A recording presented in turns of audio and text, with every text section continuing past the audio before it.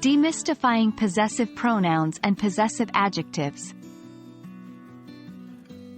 Hello, language learners. Today, we're going to unravel the mystery behind possessive pronouns and possessive adjectives in English. While they might seem similar at first glance, understanding the difference between them is crucial for mastering English grammar. Let's dive right in. Possessive adjectives are words that show ownership or possession. These adjectives modify the noun following them in order to depict who or what owns or possesses something.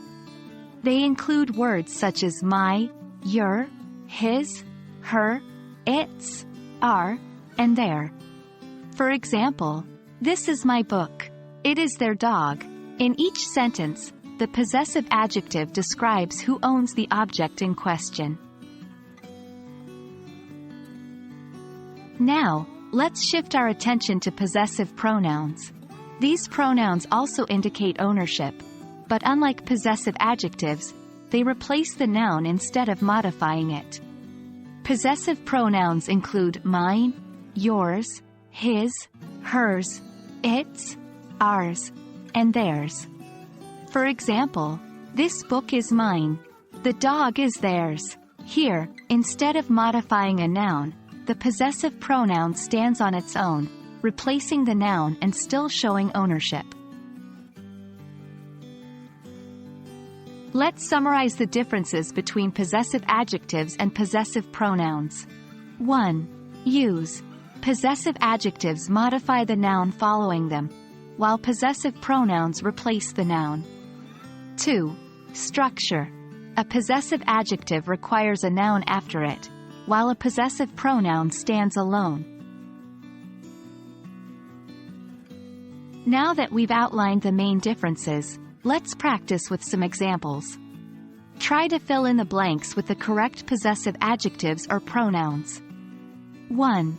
This is blank, my, mine, house. 2. The decision is blank, your, yours. 3.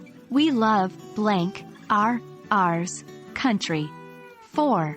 Is this pen blank, your, yours?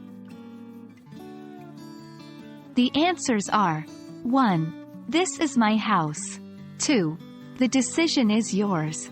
3. We love our country. 4. Is this pen yours? And there you have it. We've tackled the sometimes confusing distinction between possessive adjectives and possessive pronouns in English. Keep practicing and soon, this will become second nature to you. Remember, the best way to learn is by doing. So keep experimenting with these in your daily conversations. Until next time, keep learning and happy studying.